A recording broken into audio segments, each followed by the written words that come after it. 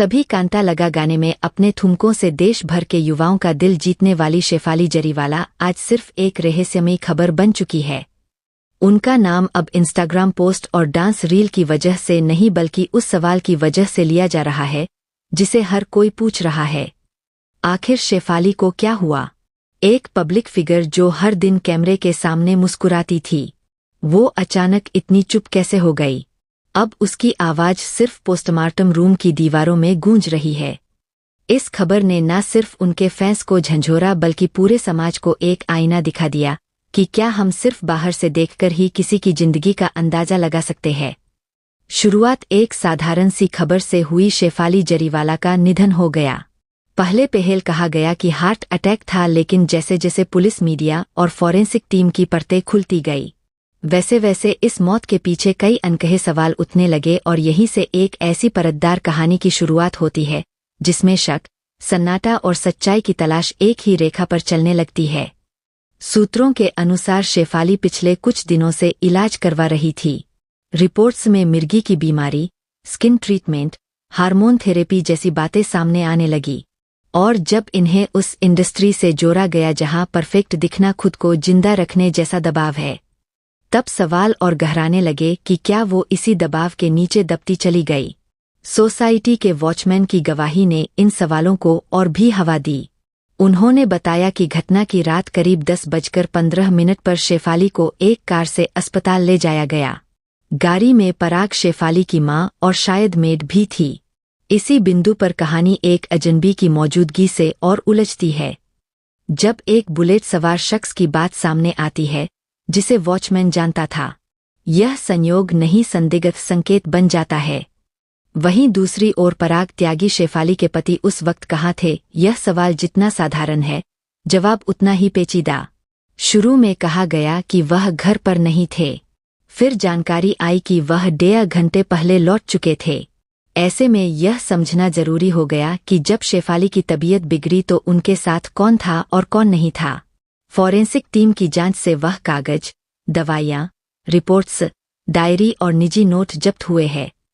वो सब किसी संभावित क्लाइमेट की बुनियाद रखते हैं। इसका सबका आपस में क्या संबंध है, यही जानने की कोशिश में पुलिस हर पहलू को जोड़ने की कोशिश कर रही है। इन सबके बीच मिर्गी की बीमारी की बात फिर से सदा पर आई।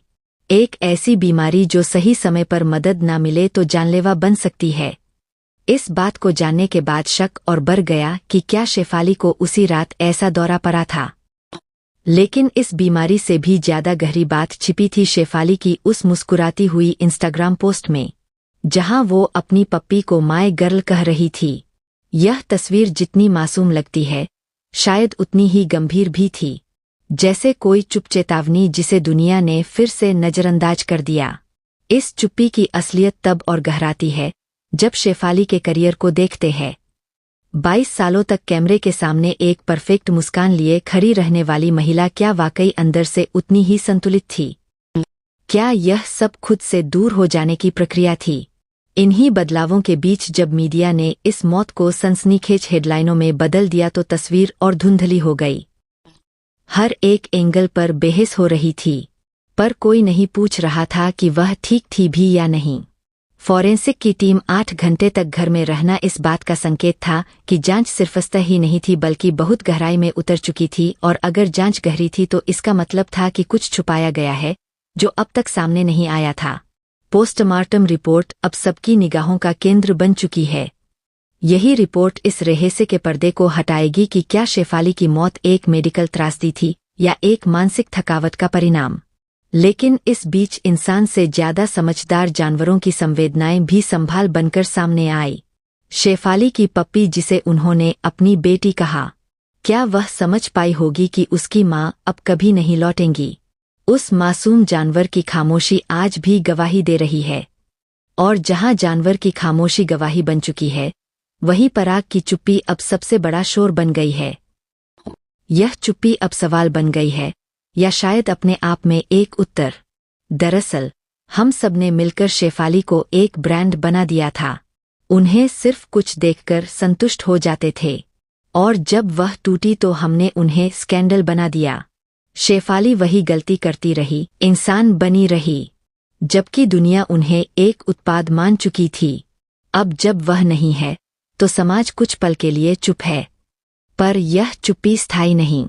कुछ कहानियां मरने के बाद भी बोलती है, और शेफाली की कहानी भी उन्हीं में से एक है।